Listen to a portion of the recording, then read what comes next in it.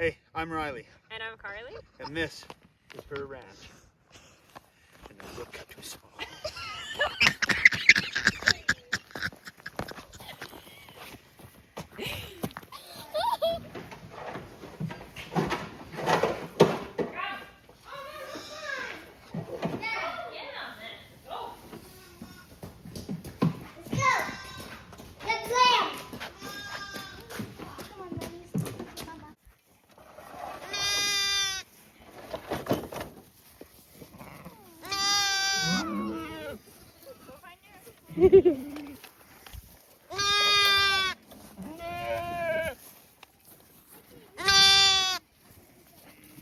Dad, can I do something on it?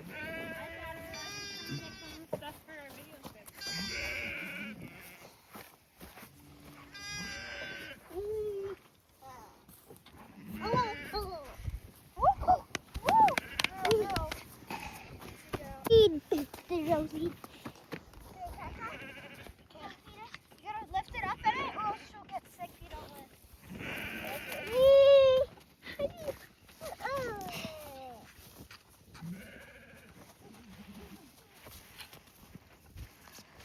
So this is us feeding the calf. Got Rosie, a white brown cow, 7 feet tall. Okay, I think she's out. And we always gotta run. Stop it! Get inside my chest! Oh my god! Stop! I'm sorry. Come here.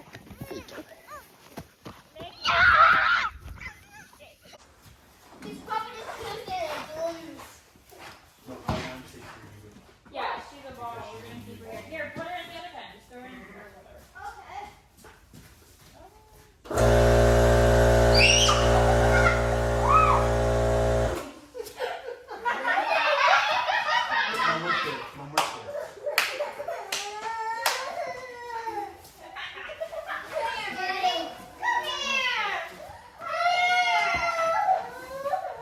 She's like,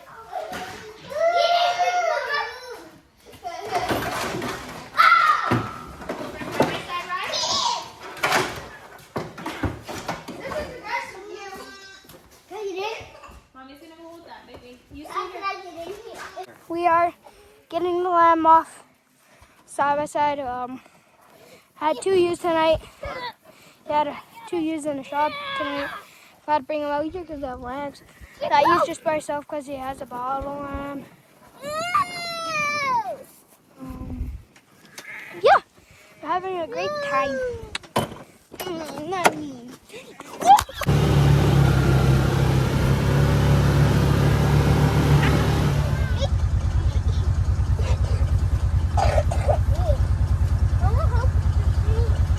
Mac, you wanna catch a lamb? No, not you, Emmett. Not you. I was too busy.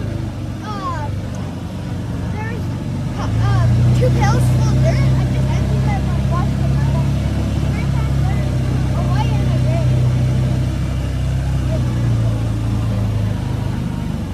I'll catch the lamb.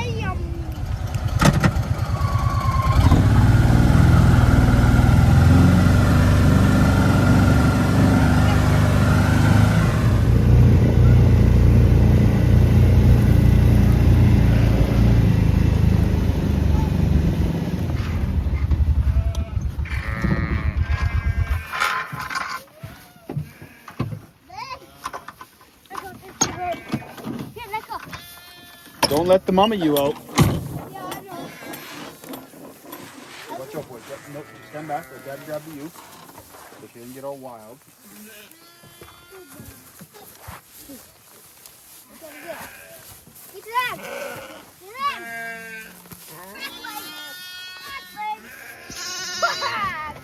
Got it. I got a lamb. More lambs to sell?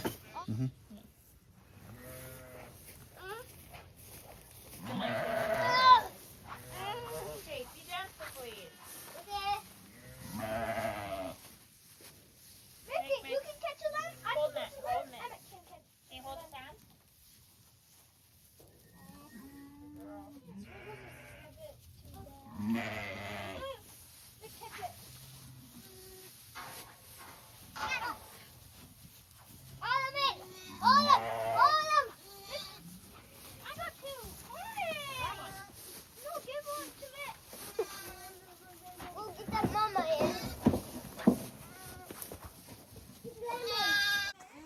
Okay guys, so we're kind of doing the video a little backwards tonight. The outro is kind of the intro.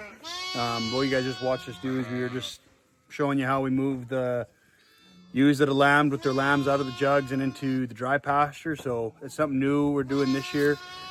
We just think it'd be easier to keep track of everything, just as well as we had a lot of sheep in this one pen here. So it's just kind of nicer to have them split up a little bit. When they're lambed, they go into the big pen. It's drier. It's kind of a small paddock style pen, so it's on good sod. A lot of dry ground is better for the lambs. The only downfall is we don't have quite as many windbreaks in it. So it's kind of something we're going to watch for and make sure the lambs aren't getting too cold here this spring. But yeah, just something new we're trying. So what do we have? What did you say? 25? 25 live lambs. 25 live lambs so far. Do you know how many ewes that's out of? Do you remember how many ewes it's out of? Not off the top of my head. No, I can't remember either. Anyway, I think we got around 75 ewes left to lamb, so still got quite a bit of work ahead of us, but things are going pretty smooth. We had another set of triplets and a set of twins today. Yeah. All born good, so can't really complain with that. The other ewes are just figuring out the dry pan. I'm just watching a ewe decide if that's her lamb or not, so it's kind of interesting, kind of funny to watch. You got to see the kids helping us. Those are our 3 boys. Our daughter was in the house getting ready for school this week, so that's where she was at. It's always hard when you're on camera to remember what you're going to say. I had a whole bunch of stuff listed off, and you think I can remember it now?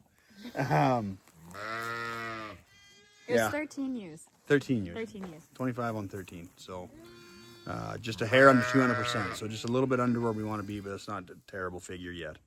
We got a long ways to go to gain that ground back, so that's good.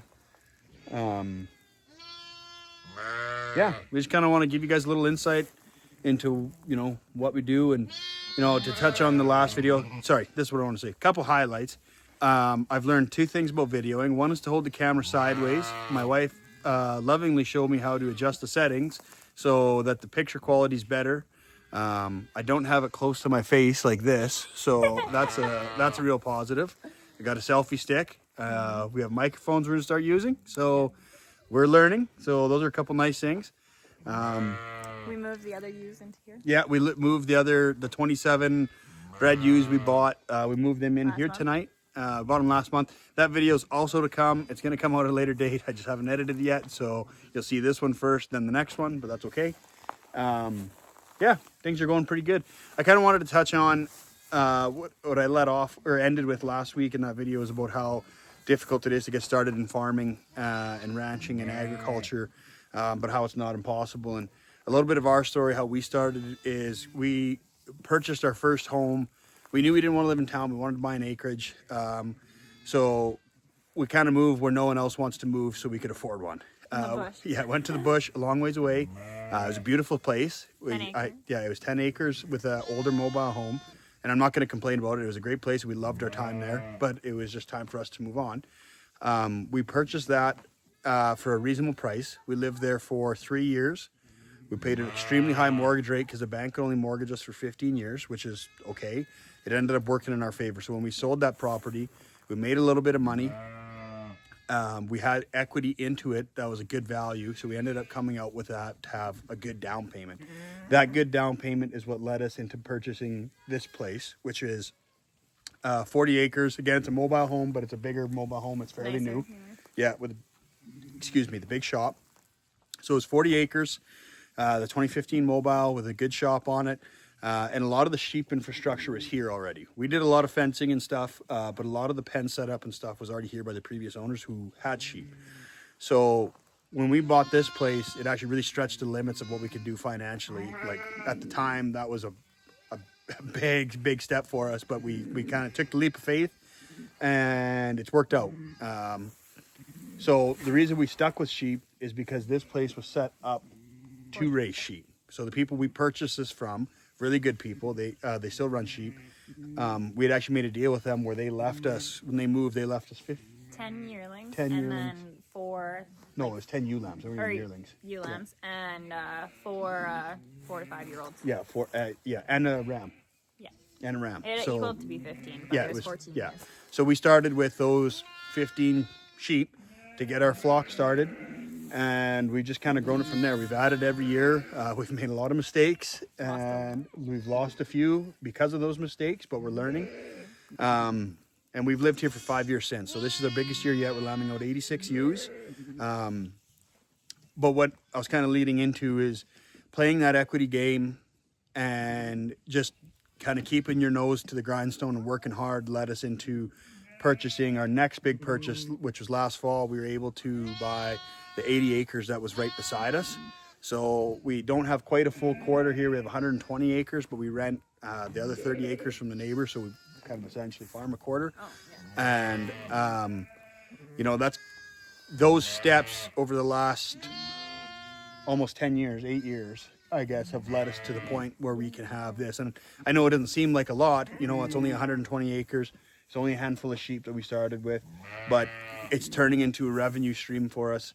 The sheep are going to make that first land payment on our new place. It's given us the opportunity to buy more land, attain more assets, and pursue our dream of farming and maybe one day farming full time, right? It takes a lot of work and a little bit at a time.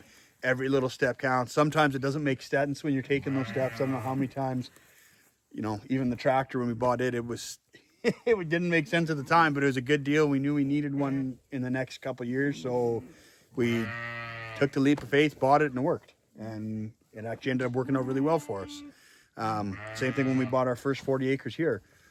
It was like I remember when we were looking at it, it was a pipe dream. Yeah. And When we came and looked at it, we're like, oh, we can't afford this. there's no way we can do this. we There's were no way looking we at can it. do this. And, you know, we just said to hell with it. We're going to give it a try. And it worked out. The banks lended us the money and we were able to purchase it. And, you know, it's just all those baby steps that keep doing it. And that's what you have to break it down is if this is something you want to get into, farming and agriculture, and you don't have much of a background or a helping hand, you just got to take it in baby steps. You know, everyone's posting on social media all the time, the hundreds of cows and the ranching aspects and the roping, and that's all good stuff, but that doesn't always work out for everybody right off the bat. You can't just jump in and have 150 cows on 600 acres and think you're going to make a go of it, right? You got to take it in small steps, do what makes sense, do it efficiently.